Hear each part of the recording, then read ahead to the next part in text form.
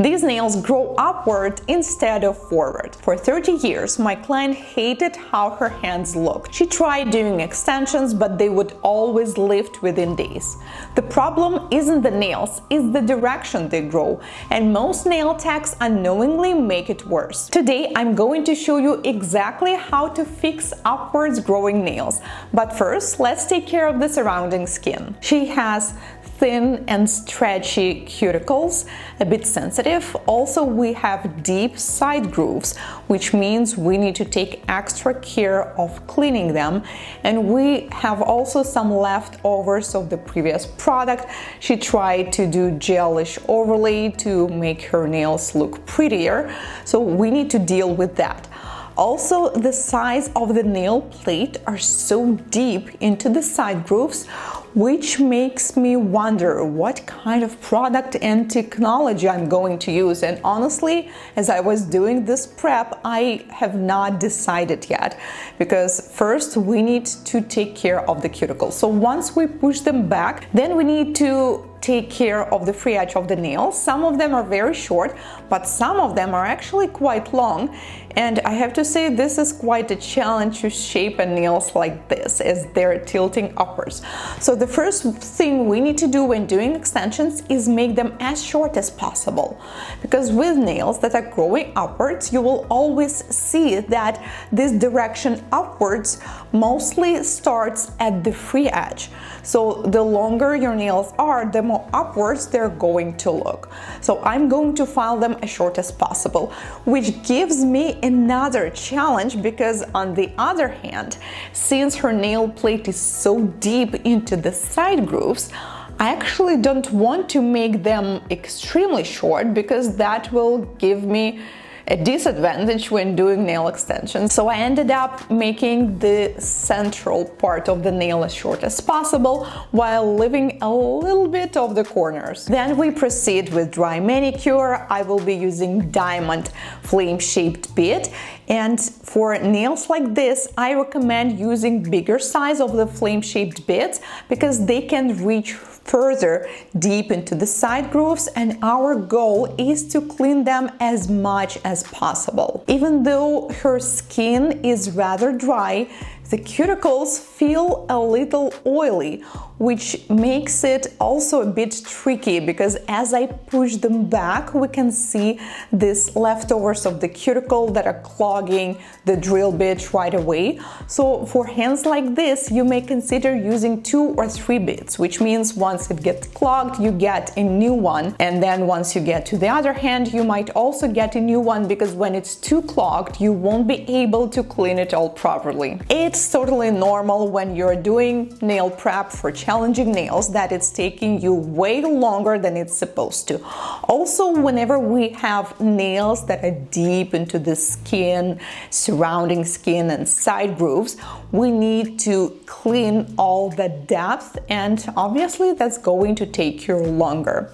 Then I'm going to remove the surface shine, and I will be using 180 buffer for this, but if you cannot reach some areas, you can definitely switch to a regular 180 hand file. On top of all the challenges, we also have a client with paper thin nails. So they are naturally thin, and also since there was a bit of a damage from the previous overlays, they're also thin because they're slightly damaged.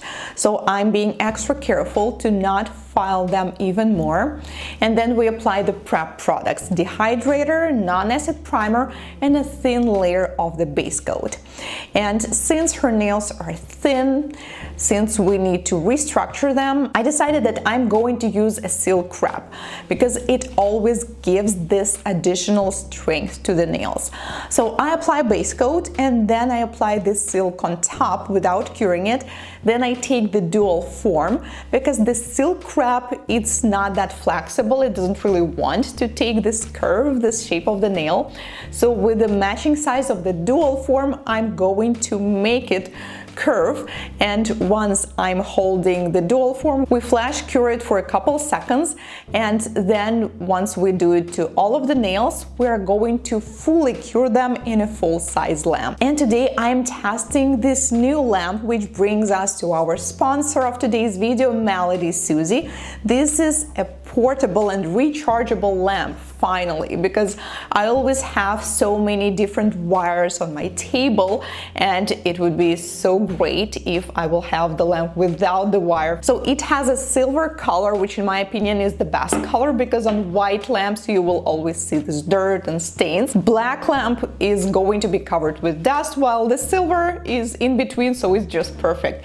It has 3 different modes: 30, 60 seconds, and 99 seconds low heat mode. This is the one you want to use for thin and sensitive nails. It can turn on automatically as you put your hand inside, or you can also turn it on just by clicking the button. Link to the product and the discount code will be in the description box as usual. After curing the nails for 1 minute, we remove the dual forms, and this part is always so satisfying. And obviously we're not making long nails for her, we're making them actually as short as possible. So I will be using scissors just to cut the extra part of the silk, otherwise it just won't be comfortable. If I cut them short right away, it's just very tricky to place them properly. Also, if there's some extra silk along the sidewalls, we may want to remove it right now. You can use scissors, you can use file. And here comes the most challenging part. Now we need to build the structure of the nails, but we're going to make them short, and we need to add the product on the top, so the nails ideally will not look like they're growing that much upwards. So I decided to go with HEMA-free hard gel, which will be a great solution here. And also I'm going to use a combined dual form method, and this is what it is. First, I take a small drop of the gel, place it right on the tip of the nail, use the dual form to create a guide on how high I'm supposed to apply the product. And the reason I'm doing that, if I would just take the dual form and apply it like I would normally do, we would inevitably make an extremely thin nails in the apex area, because that's how the structure is done. But these nails are special, and we need to apply a bit more product in the center to fill this little dip that they have. And we also need to make sure there's enough product on the apex area.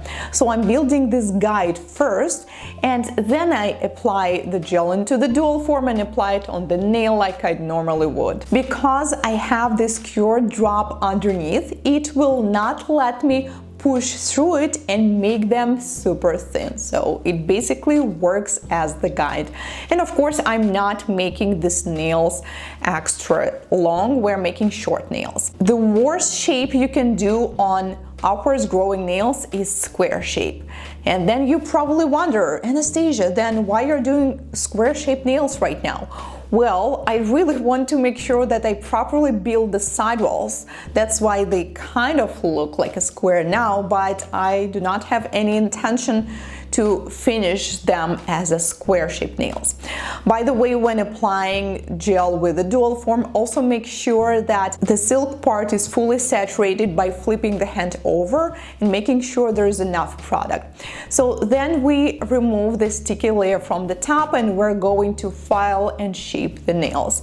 And like I said, my goal is to make rather short nails, and we need to make them oval shape. And this is the reason why, in my opinion, square shape is the worst shape you can do to upwards growing nails. Is because once they start to grow longer, they will still grow upwards. We cannot really change the actual direction the nails are growing. We can just visually correct it so they will not look like that for a while. So with square shape, we have these two sidewalls, and once they start to go up, they will look like extremely upwards, while with oval or almond or any kind of rounded shapes, we don't have that much of the side walls. They're basically not there, and because of that, with this shape, these nails are not going to scream like, look, we're growing upwards. And since we're doing very short nails, we don't really have enough length here to do almonds, so we're doing like a classic oval shape.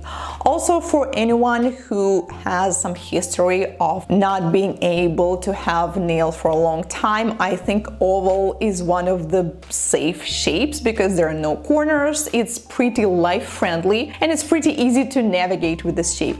So I ended up shaping her nails, and then we wash all the dust and debris and seal it with a glossy top coat. So this is what her nails look like when she just came to me, and this is what they look like a couple hours later when we did the full transformation.